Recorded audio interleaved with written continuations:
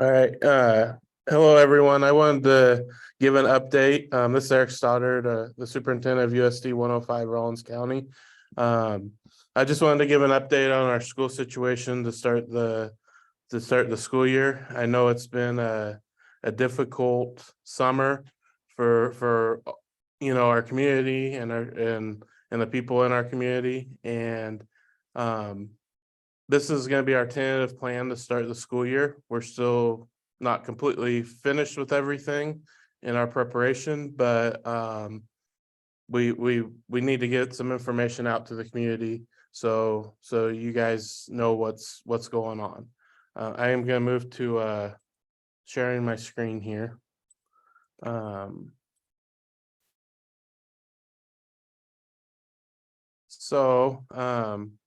The community's been awesome. We've the school district has really felt your presence and your support this summer, and I know this is a tough situation, but we do have an opportunity to make this a positive experience for our kids. This will not be the best situation that we can provide this year. Our best opportunity for that is obviously in our building with our staff doing what they do, which is they mentor our kids and show them, they hold them accountable. They work with the kids on getting their assignments done.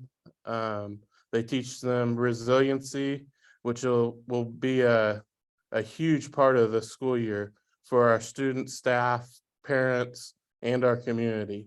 I found this quote and I thought it was a very indicative of our situation. And I truly believe we have an opportunity to make this a positive experience for our kids. And that's the main thing. And just as we move forward, we have that opportunity for the kids so that they have that skill when they have a difficult situation in the future. I know it's been frustrating. We haven't had all the answers. Some of the factors in that are just the resources that are out there, the services. Utilities are a huge thing right now.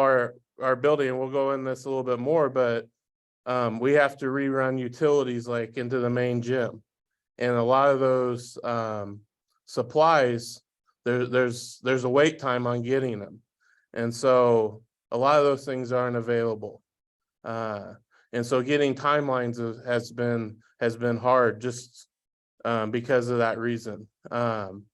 So that's part of the reason why we've had to delay some of our announcements on what we're going to do for the school year.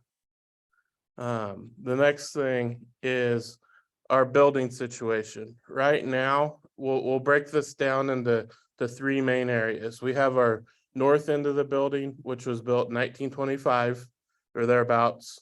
The middle area, which is the gym, and it was built in the early 50s. And then our commons area. So the north end of the building right now is not safe. It's not safe to go into for anyone but our contractors.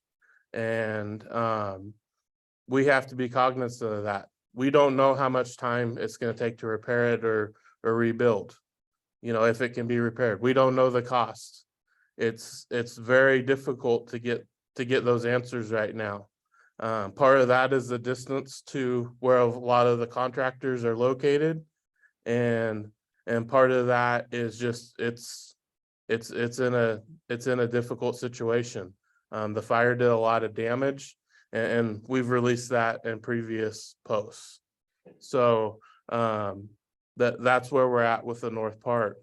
The main gym, locker rooms, and classrooms in that area, and the commons, they're both structurally safe to go into. And in all honesty, they don't look a whole lot different, after the fire as compared to the before. There is smoke damage in those areas. The problem when we start getting into the main gym is all the mechanical systems, your plumbing, HVAC, electrical, they go through the north portion. And so that's going to require new systems. And with those new systems, and just like I was saying with the lead time, we can't plan for us to have it till the second semester. We are hoping to get it sooner, and if we do, that'll be great. I do think that we'll be in there before the end of the school year, though. The commons area had a lot less damage. It had some with smoke and everything, but we still have to clean it, and the main part of that will be ceiling tiles, and maybe some other things. Right now we have Service Master. It's a national company. It's in here doing the mitigation. They are just finished up with the contents of the building, and they're working as we speak in that main gym and commons area. It'll take us a little while to know the full scale of what we need to do to get it back online, but we are working towards that. Next, I wanted to share with you kind of some of our plans that we're working on for the junior senior high school. What we're looking at are modular classrooms, and it'll be a several building area.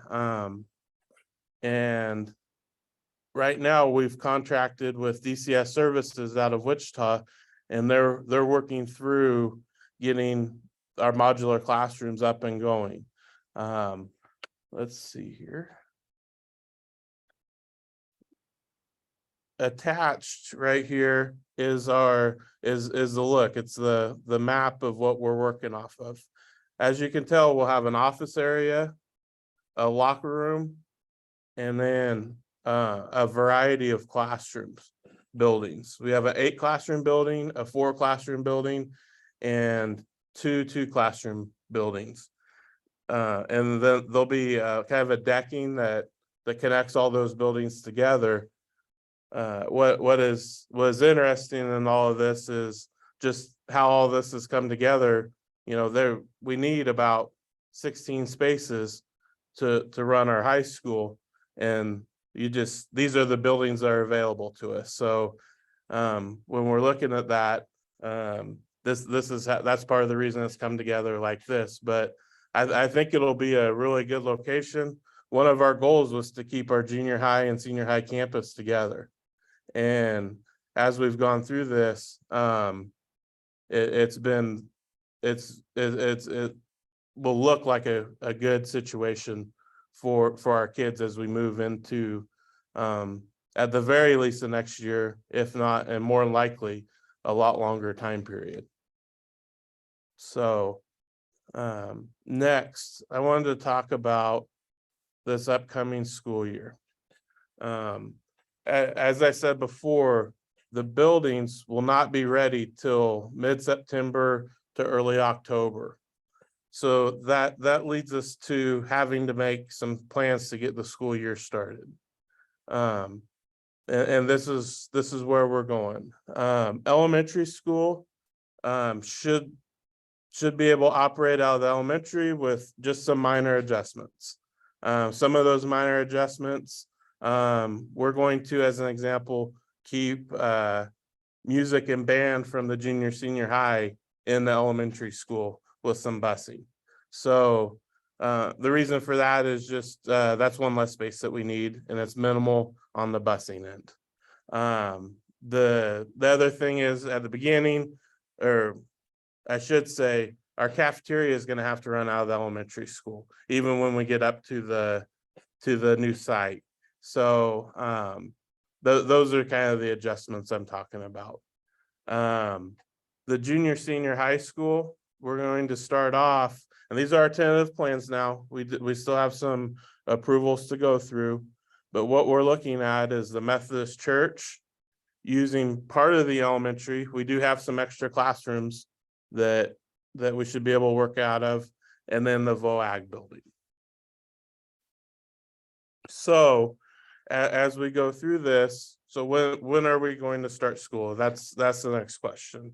So next week we have enrollment. That's the 7th through the 9th, and that'll be as scheduled. Our new staff orientation will be August 16th, along with in-service is the 17th and 18th. The next week, what we're planning on doing is the teachers have a work day on August 21st, which is a Monday, and school is supposed to start on August 22nd. With the changes that we're having to make, we want to give the staff some extra time to plan out their new situation. So August 22nd, 23rd, and 24th, we're going to move some in-services from later on in the school year to that week, which is very similar to what we did during COVID. Then we're going to start school August 25th. That's Friday, August 25th. Part of that is, well, one, we polled our staff, we surveyed them, and the majority of our staff wanted to start that day. So that's the first reason. The second reason is we really feel like we can come in on Friday, we can get kind of going with seeing how it's all working, and if we need to make an adjustment over that weekend, then we'll be ready to really start school on the 28th and start how we normally would, at the best that we can.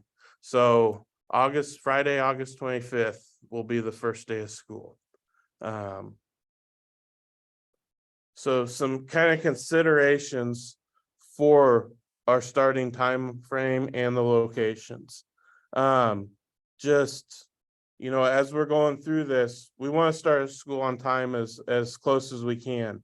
We've already had 3 months off for our summer, and we've had a really a tragedy in our community, and we want our kids together. We want our staff together working with our kids. And so that's a huge part of that. We don't want to lose kids to other districts just in having an unknown. Staff preparation. Another part is our count day. Our budgets are based off of a September 20th enrollment, what we have on the number of students we have enrolled. And there's just some implications that affect our budget, and we want to make sure that we're not losing out on our funding. And then just the church has been so awesome to work with, and so many of our community members. But we also want to work with our local church, and make sure that we're being a good steward of their facility so they can run their operations. And then we do feel that we're going to have a time where we may have a couple of days off where the students are off, so that we can transition to the modular classrooms. So we do want to keep our starting time relatively normal, so we can account for that as we move through the year. The other thing that we're thinking is quite frankly, the location of the Methodist Church is just the simplest location for our logistics, and we can run the junior senior high school through our elementary cafeteria. We won't have to transport food right away, and just things like that. So just in asking, these are our tentative plans.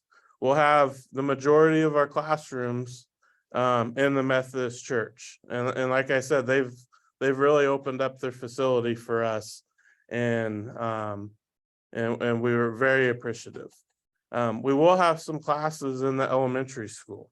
The computer lab, for example, our connectivity here hasn't changed, so that makes sense to have that in the elementary. ICANN is basically the same reason. And then possibly art.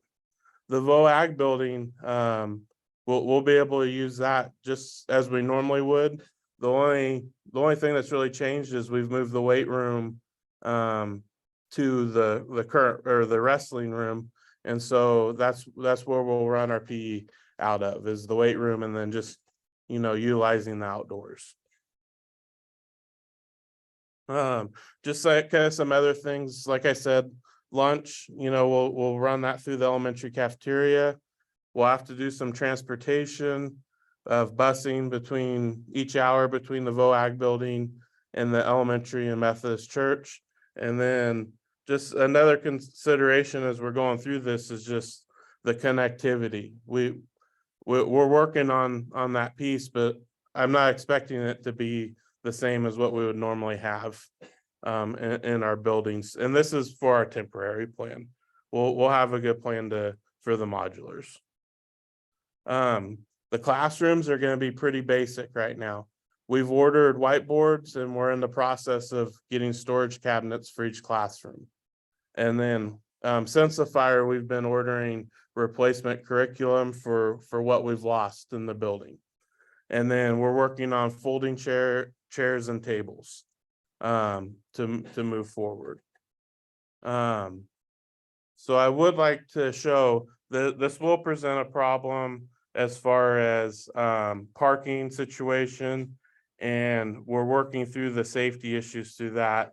One of those things that we've considered, and we're not ready to announce that, we may stagger our times a little bit between the start time and end times of the elementary compared to the high school, just because we're going to have a lot of more people in this area, and that is certainly a concern, and we're cognizant of that.